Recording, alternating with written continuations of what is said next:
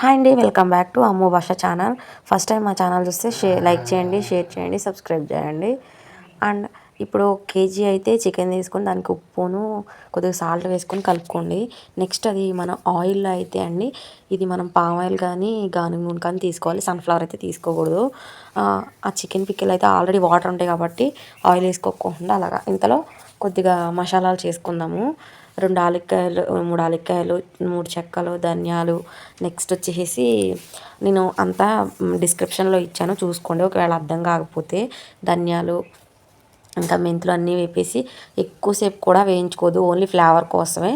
జీలకర్ర వేసేసుకొని కొద్దిగా పైపైనే మాత్రం కలుపుకోండి. నెక్స్ట్ బరక్గా మిక్సీ పట్టేసేసుకొని ఇది వాటర్ అంతా పోయే వరకు కలుపుకోండి. ఆల్రెడీ దాంట్లో చికెన్లో వాటర్ వస్తాయి కాబట్టి మీరు ఆయిల్ పోసుకో అవసరం లేదు, నీళ్ళు పోసుకో అవసరం లేదు, ఓకేనా.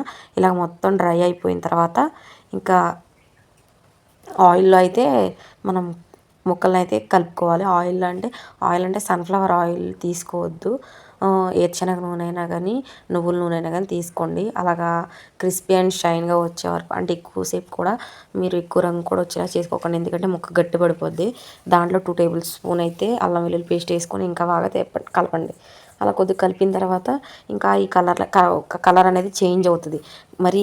మరీ తక్కువసేపు తిప్పినా కానీ ముక్కలు ఉడకపోయినా కానీ తొందరగా పాడైపోతుంది పచ్చడి అనేది. ఇంకా దాంట్లో మీకు కావాల్సినంత కారంను మనం అదే సాల్టును, నెక్స్ట్ మనం చికెన్ మసాలా రెడీ చేసాం అది వేసేసుకొని కట్టేసి వేసేసి కలిపి 1 గంట తర్వాత పక్కన పెట్టుకొని తిప్పి మొత్తం 1 గంట తర్వాత అయితే ఇది లెమన్ జ్యూస్ అయితే అదే నిమ్మకాయ రసం, అంటే నేనైతే చిన్న అదే కొద్దిగా మీడియం సైజులో ఉన్న నిమ్మకాయలు అయితే తీసుకున్నాను.